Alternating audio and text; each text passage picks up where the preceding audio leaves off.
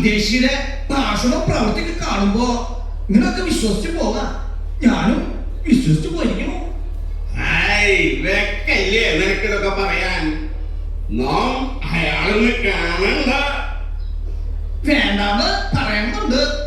വേണച്ചാ സുഖാന്വേഷണമായിക്കോളൂ. വേറെ വല്ല വേണ്ടാതിനെ കാട്ടി എനക്കാരുണ്ടാക്കണ്ട.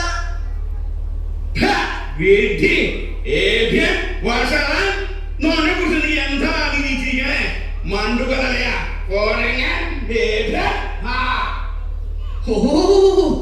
അസംബന്ധ ശാസ്ത്രത്തിൽ ഇനി വിളിച്ചു പറയാൻ നീ വേറെ വല്ല വാക്കുണ്ടോ? ഹാവൂ, ശാന്തി കർമ്മത്തിനിടെ ചൊല്ലാൻ പറ്റിയ മാത്രം. ഹാവൂ രാമ, നീ പോവാൻ നോക്കുക. വക്കാണത്തിന് ഇടവരുത്തണ്ട. ഈ കർമ്മം കഴിഞ്ഞ ഞാനും അപ്പമ്പൂരി കൂടി ആ വിദേശിനെ കാണുന്നുണ്ട്. അതെ അതെ, ശരിക്കൊന്നും കാണണ്ട്. വേണോ വെച്ചാ മെയ്യനക്കോ ആവാം. പിന്നെ 10 അടി നടക്കില്ല. ഏഭ്യൻ ദക്ഷിണോടാ കളി. ഭേഷായിട്ടുണ്ട്. വേറെ 2 ആളെ കൂടി കൂട്ടിക്കോ ചാവാന്റെ വീട്ടിലെത്താൻ. നിങ്ങളെ പോലെ 10 എണ്ണത്തിന് നോക്കൂല. ആളുടെ കൈയൊന്നും വീണ കോഴിമുട്ട നിലത്ത് വീണ പോലെയാവും. അപ്പം തിരുമേനി അന്വേഷിച്ചു പറഞ്ഞു. ഇവിടെ പറഞ്ഞോളൂ. ആളിവിടെ നീ ഇവിടെ നിന്നാ തരാമില്ല. പോവാ പോവല്ല നല്ലത്. ഇവിടെ ഒരു കർമ്മം നടക്കണ. അല്ല, താൻ ഏതാ ജാതി? കണ്ടിട്ട് മനസ്സിലാവുന്നില്ലേ? ഇല്ല, മനസ്സിലാവണില്ല. ഒരു പരദേശിയാണെന്നറിയാം. വേഷം കെട്ടിക്കൊണ്ടത് മനസ്സിലാവുന്നത്. കണ്ടിട്ട് മനസ്സിലാവുന്നില്ലെങ്കിൽ പിന്നെ പറഞ്ഞാലെങ്ങനെ മനസ്സിലാവും? അപ്പോ കണക്ക് കൂട്ടി തന്നെയാ വന്നിരിക്കണല്ലേ? തിരുമേനി തെറ്റിദ്ധരിക്കരുത്. ഒരു വക ദുരുദ്ദേശവും ഈ മനസ്സിലില്ല. ഈ വഴി പോയപ്പോൾ ഒരു ഉൾവിളി, അപ്പം തിരുമേനിയെ ഒന്ന് കണ്ടു കളയാമെന്ന്. അന്വേഷിച്ചപ്പോ കൊളക്കടവിലുണ്ടെന്നാണ്. അതാ ഇങ്ങോട്ട് പോകുന്നത്. വിളിച്ചു വരുത്തി കൊത്തിക്കാൻ ശീലം നിൽക്കണ്ട. താനിപ്പോടെ എത്തിയതും അങ്ങനെ തന്നെയാ. തന്നെ ഒന്ന് കാണാൻ തന്നെ ഇരിക്കായിരുന്നു. എന്താ തന്റെ ഉദ്ദേശം? അന്യദേശക്കാരും നാട്ടുകാരും പലരും ഇവിടെ വന്നു പോയിട്ടുണ്ട്. വേണ്ടത്ര പരിഗണനയും കൊടുത്തിട്ടുണ്ട്.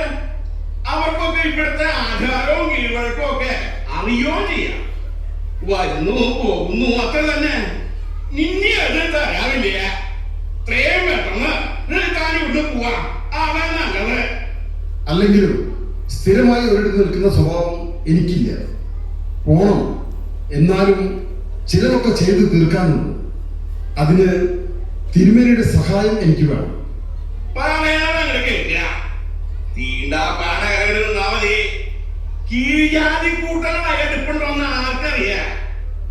എനിക്ക് മേൽജാതിയും കീഴ്ജാതിയും ഇല്ല.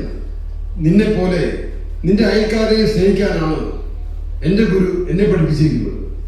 ആയിക്കോളൂ, അത് ഇവിടെ പറ്റില്ല. കഴിയണം തിരുമേനി. മനുഷ്യരെല്ലാം ദൈവ മക്കളാണ്.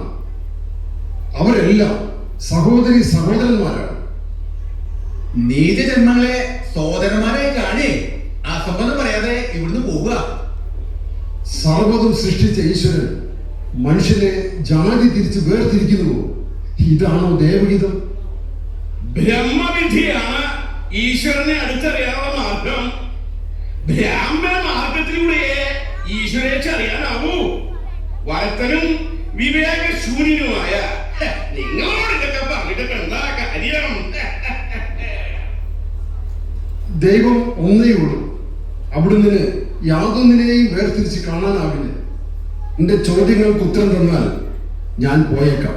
തിരുവിഷ്ടം അറിയുന്ന തിരുമേനിമാർ നേദിക്കുന്ന ജലം എന്തുകൊണ്ട് ഈശ്വരൻ സ്വീകരിക്കുന്നില്ല? അത് താഴെ വീഴുകയാണല്ലോ. അത് ഒരു സാങ്കല്പിക കർമ്മമാണ്. കർമ്മഫലം ഞങ്ങൾക്കറിയാം. നേദിക്കുക എന്നതിലേ കാര്യമുള്ളൂ. സത്യത്തിൽ നിന്നും എത്രയോ അകലെയാണ് സാങ്കല്പികം.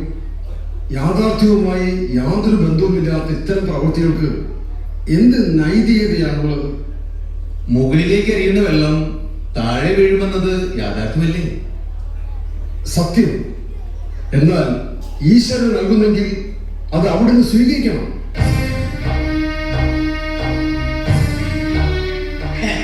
നിന്റെ ദൈവത്തിന് അത് കഴിയുമെന്നാണോ?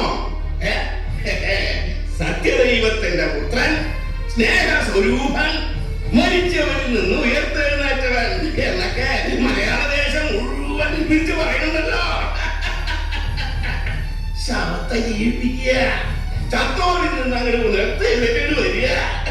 ഇങ്ങനെയൊക്കെ ആണെങ്കിൽ അവൻ ദൈവപുത്രൻ തന്നെയാ, സംശയമില്ല.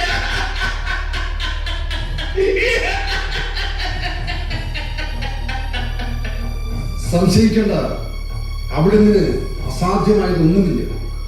പറഞ്ഞോണ്ടായില്ല, നാക്കിട്ടടിച്ച് ഞങ്ങൾ വീട്ടികളാക്കാൻ നോക്കണ്ട.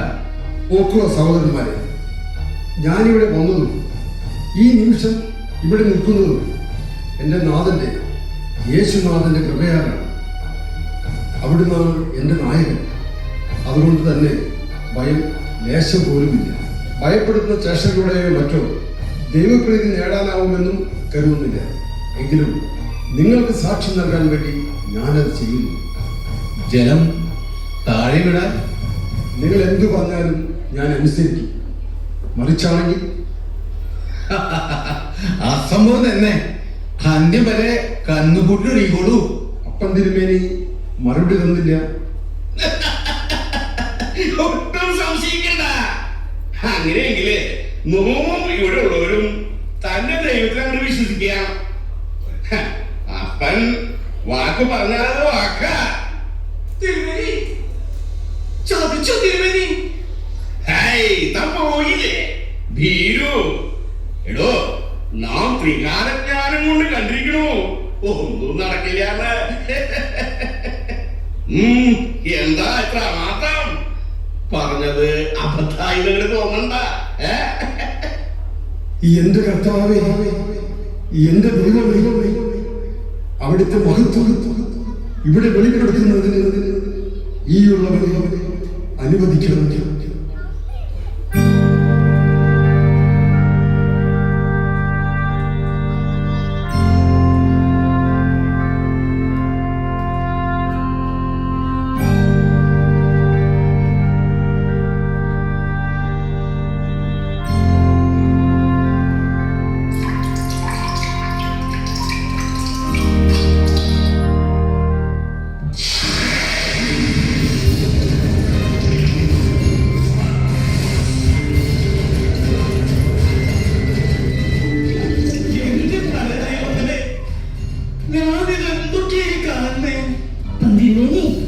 വിശ്വസിച്ചോളൂ, മോളിലേക്ക് പോയ വെള്ളം നടക്കുന്നു. ഞാനിനി വിശ്വസിക്കില്ല. ചുട്ട കോഴിയെ പറപ്പിക്കണ വിദ്യ തനിക്കറിയോ? അപ്പം തിരുമേനി എന്തു പറയുന്നു? പിന്നെ ഒരു വാക്കേ ഉള്ളൂ. തല പോയാലും ആ വാക്ക് ഞാൻ മാറില്ല.